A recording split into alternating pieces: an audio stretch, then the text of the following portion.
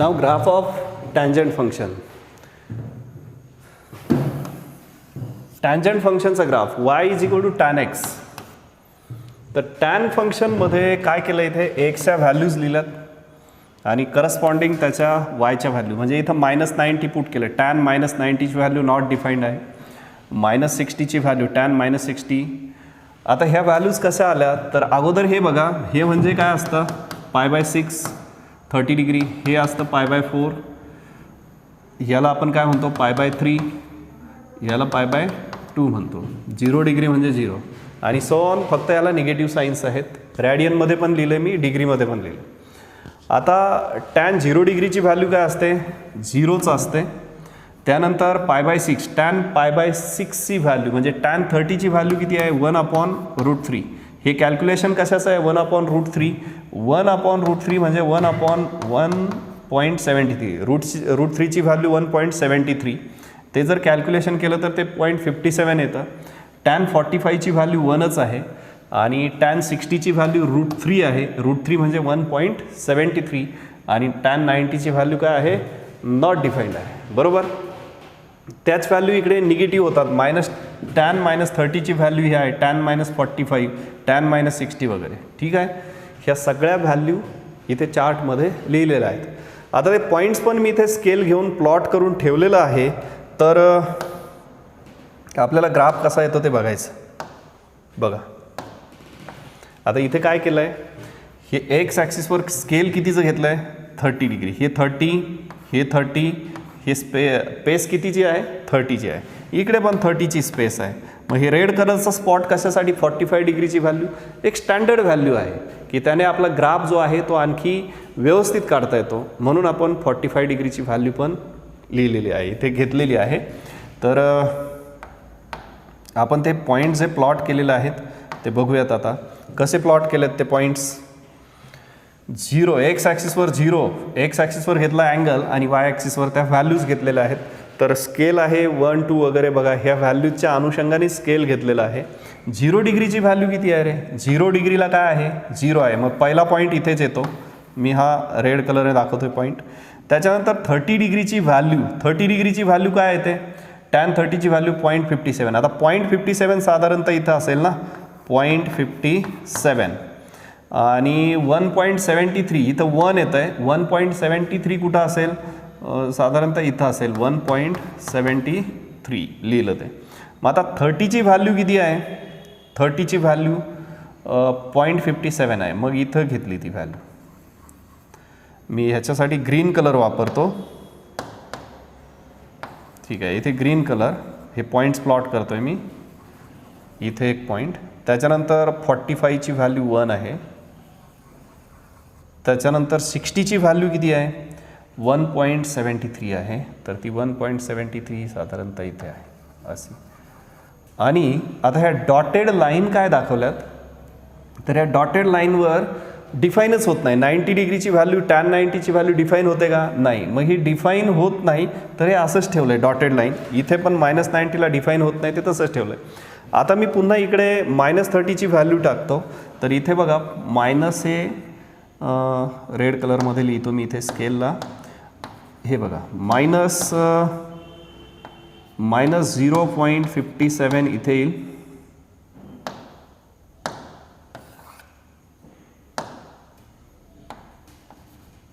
-0.57 हे 1 इथे आहेच आणि हे -0. काय आहे ते 1 पॉईंट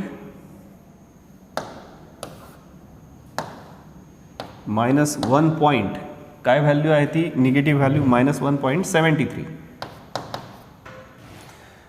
या व्हॅल्यू मी प्लॉट केलेल्या नव्हत्या अगोदर ऑलरेडी तर त्या लिहिल्या तिथे. आता सांगा ग्रीन कलरमध्येच मी इथे प्लॉट करतो पॉईंट. तर -30ची व्हॅल्यू किती आहे -30ला -0.57. तर हे पॉईंट इथे येईल. त्यानंतर -45ला किती आहे -1 आहे. इथे प्लॉट केला.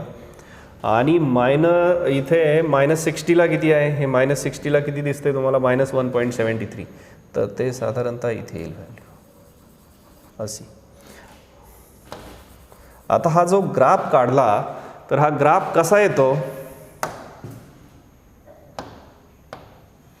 हा ग्राफ असा येईल बघा. कसा आहे ग्राफ, हा एक कर्व आहे, असा स्मूथ कर्व, पण तो कॉन्केव आहे बघा इकडे.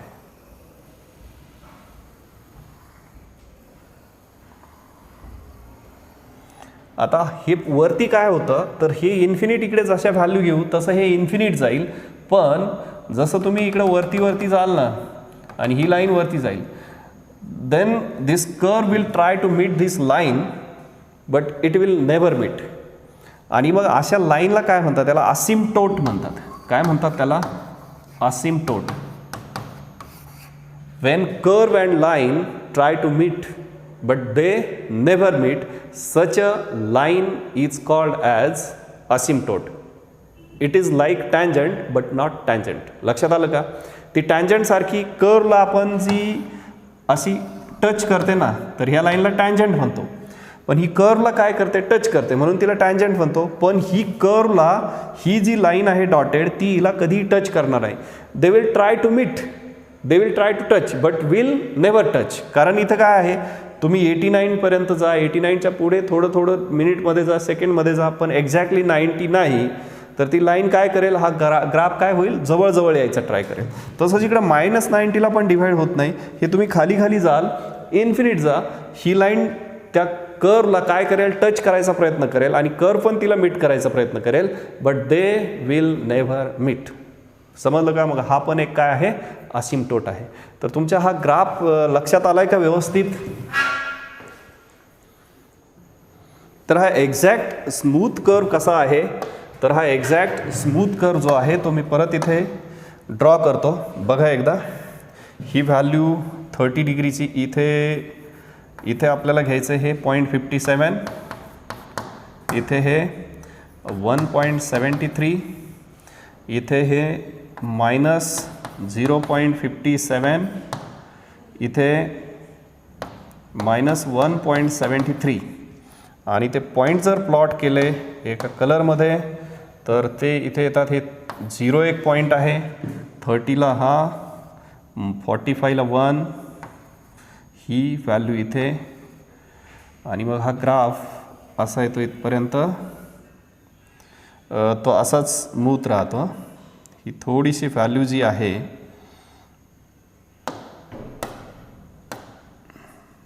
इथे येते,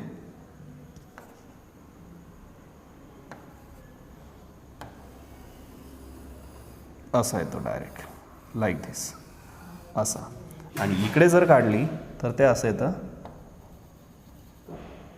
त्यानंतर ही -1 व्हॅल्यू आहे 45ला, त्यानंतर ही मायनस अशी, तर तो पण ग्राफ जो येतो तो असा येतो. म्हणजे इथे काय होतं आहे,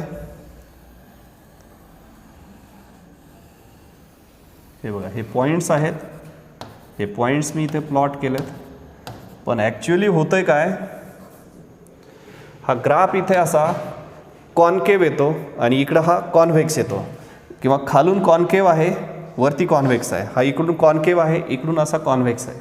तर हा असा ग्राफ येतो, असा स्मूथ कर्व येतो.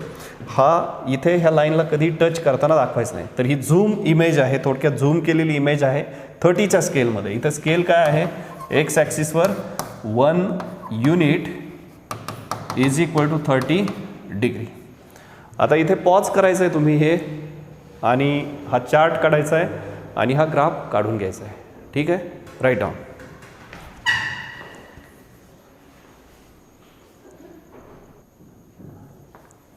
नाव डन.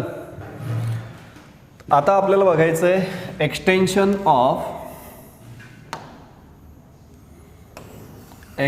ऑफ सॉरी, हे चुकून झालं इथे.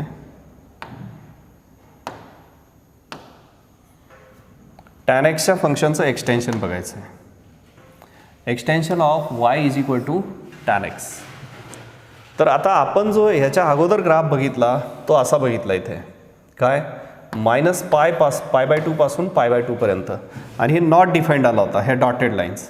तर जो पेस आहे मधला 180चा आहे, -90पासून 90पर्यंत 180 डिग्री आहे. तर हे एवढा पेस आहे तो 180चा आहे. याच्या पुढे पण हा पेस बघा 180 नंतर परत हे बघा सगळीकडे इथे नॉट डिफाईंड येतं, π/2ला नॉट डिफाईंड व्हॅल्यू येते, 270ला नॉट डिफाईंड येते, टॅनची व्हॅल्यू टॅन 3π/2 म्हणजे 270 नॉट डिफाईंड येतं, ह्याला पण नॉट डिफाईंड येतं. आता ह्या व्हॅल्यू फक्त मी रॅडियनमध्ये लिहिल्यात एवढंच आहे, मी डिग्रीमध्ये लिहिलेलं नाही. आता ते कन्वर्जन तुम्हाला सगळ्यांना येतं, degree to radian, radian to degree. मी रॅडियनमध्ये घेतलं काय, डिग्रीमध्ये घेतलं काय, तुम्हाला लर्न पाहिजे ते. नाव आता हा जो ग्राफ आहे, जसं साईन आणि कॉसचा ग्राफ असा वेवमध्ये जातो तेच रिपीट होतं. तसं इथे काय होतं की एका ठराविक पेसनंतर हे सगळं काय होतं, वारंवार रिपीट होतो तो ग्राफ. तर इथे ह्या व्हॅल्यूज ज्या लिहिलेल्या आहेत ह्याचं आपल्याला काही घेणं देणं नाही. हे जे लिहिलं नाही इथे, मला फक्त हे नॉट डिफाईंड कुठं येतं ते सांगायचं होतं. ही व्हॅल्यू काय येते, नॉट डिफाईंड. इथे पण काय येतं, not defined, not defined, not defined, not defined आणि नॉट डिफाईंड. इथे बाकीच्या ज्या व्हॅल्यू आहेत, पायला काय येतं, पायला 0 व्हॅल्यू आहे, 2πला इथे पुन्हा 0 व्हॅल्यू आहे, ही 0 आहे, ही 0 आहे, ही 0 आहे. ह्या सगळ्या व्हॅल्यू 0 येतात टॅनच्या. आता पुढे जो ग्राफ आहे इथे हे 45ची व्हॅल्यू काय येते, 30ची काय येते, 60ची काय येते आणि त्याच्यावरून तो ग्राफ कसा येतो. तर तुम्हाला माहीत आहे टॅन 45 याच्या 0 आणि π/2च्या मध्ये बरोबर 45 डिग्री होतं. आपण याच्या आधी जे बघितलं झूम केलेली इमेज, तर ते असं होतं आणि इथे 1वर व्हॅल्यू जात होती आणि इकडे पण -45 इथे होतं आणि त्याची व्हॅल्यू इथे -1 येत होती. तो ग्राफ असा होता लाईक धिस. आता तुम्ही म्हणाल तिथं तर जरा असा होता तो ग्राफ, असा दिसत होता ना, मग इथे असा कसा झाला. तर ॲक्च्युली ते काय होतं, झूम केलेली इमेज होते 30च्या स्केलमध्ये, बरोबर आहे. पण कर्वचं जे नेचर होतं ते नेचर असं होतं ना, असं इकडे कॉनकेव्ह आणि इकडे कसा होता तो कॉन्व्हेक्स वरती आलेला, इकडे असं कॉनकेव्ह आणि इकडे वरती आलेला कॉन्व्हेक्स. ठीक आहे. तर तो जो नेचर होतं त्याचं ते आता फक्त ग्राफच्या स्केलनुसार ते काय झालं आहे, कमी जास्त झालं आहे. मग आता तो जो ग्राफ आहे तो असा स्मूथ कर्व आहे. मग आता मी इथे फक्त दाखवतो एकदा की तो ग्राफ कसा काढला होता आपण. ठीक आहे. तर इथं 45 डिग्री आहे, इथे जे आहे ते 45 डिग्री आहे, इथे -45 आहे. तो ग्राफ आला होता लाईक धिस. तर ती 1 व्हॅल्यू बघा इथून गेला पाहिजे, यामधून तो ग्राफ गेला पाहिजे, ह्या पॉईंटमधून. हे पॉईंट लक्षात ठेवायचे ग्राफ काढताना. आता तुम्ही काढणार ना ग्राफ, तर हे 45 इथे आहे, त्याला व्हॅल्यू 1 असते, टॅन -45ची व्हॅल्यू -1 असते. मग तो ग्राफ जो आहे तो त्याचं नेचर असं होतं लाईक धिस. फक्त कुणीही काय करायचं, हा ग्राफ काढताना कसाही असा काढला ना मी असं नेचर, मग असं नाही दाखवायचं. हे याला काही अर्थ नाही आहे. काहींना असं वाटतं की असं काढला होता, काही जण असं काढतात, हे असं काहीतरी काढलं होतं, ते कुठून तरी. एक्झॅक्टली तो कर्व कसा आला होता ते लक्षात ठेवायचं. तर कसा आला होता तो एकतर इथं 45 म्हणजे बरोबर इथे आलं पाहिजे, हे -45 बरोबर -1ला आलं पाहिजे आणि टॅन 0ची व्हॅल्यू 0 होती. आणि मग असा स्मूथली तो कर्व ह्या लाईनला टच न करता असा येत होता, बरोबर. हा झाला का थोडासा कॉन्केव्ह इकडे आणि मग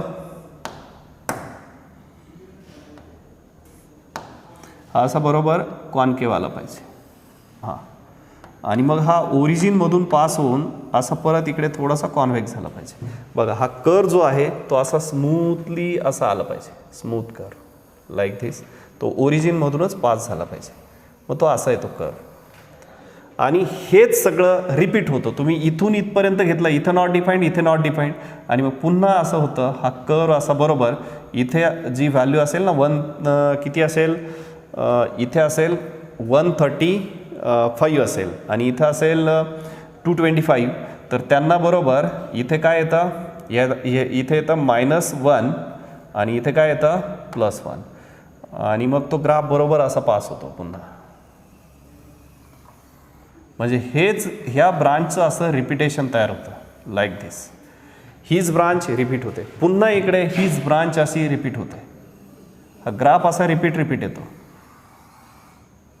जे ओरिजिनल स्ट्रक्चर आहे ग्राफचं इथे आलेलं तेच स्ट्रक्चर इकडे रिपिटेशनमध्ये येतं. हे स्ट्रक्चर असं रिपिटेशनमध्ये येतं. तुम्ही ह्या व्हॅल्यू जर घेतल्या 30च्या स्केलमध्ये मधल्या जर घेतल्या तर तो ग्राफ असाच रिपीट होता. असं एकावर एक नाही. मी फक्त हे काय करतोय, ब्रॉड करण्यासाठी करतोय. इथे पण ते जर काढलं तर ते असंच येणार, नेचर जे आहे ते असं लाईक धिस. पण कुणी असा इकडं हा ग्राफ असा टर्न करायचा नाही, तो टर्न होत नाही. लक्षात आलं, तो ग्राफ जो आहे तो असा टर्न न होता तो काय होतो, हे दोन्ही असं एकत्र व्हायला बघतात, हे दोन्ही एकत्र यायला बघतात, ही लाईन आणि कर्व एकत्र यायला बघतात, हे असे जवळजवळ जातात लाईक धिस, जवळजवळ, हे असे जवळजवळ. कुणी असं टर्न करताना दाखवायचं नाही. ते टर्न होतं का, ते टर्न होत नाही. नेहमी असं हे जवळ जाताना दाखवायचं. ह्या दोन लाईन्स अशा जवळ गेल्या पाहिजेत. तर आता ग्राफ काढून घ्यायचं आहे तुम्ही इथे हे स्टॉप करून. हे फक्त आतमध्ये टर्न करू नका, हे असं बरोबर काढा व्यवस्थित ग्राफ. तर हे सगळ्यात महत्त्वाची कन्सेप्ट काय आहे की नुसतं तुम्हाला वही रंगवण्यासाठी, तुमची नोटबुक जी आहे ती रंगवण्यासाठी हे सांगत नाही मी इथे. तुम्हाला ते व्यवस्थित कळलं पाहिजे की हा ग्राफचं नेचर काय आहे आणि तो किती इंटरव्हल नंतर तो रिपीट होतो. कारण आपल्याला डोमेन आणि रेंज समजून घ्यायची याची, याच्यावरून परत आपल्याला इन्व्हर्स फंक्शन समजावून घ्यायचे आहेत. ह्या फंक्शनचं नेचर, ह्या टॅन फंक्शनच्या व्हॅल्यूज कशा येतात ते बघितले आपण स्टार्टिंगला लेक्चर्समध्ये.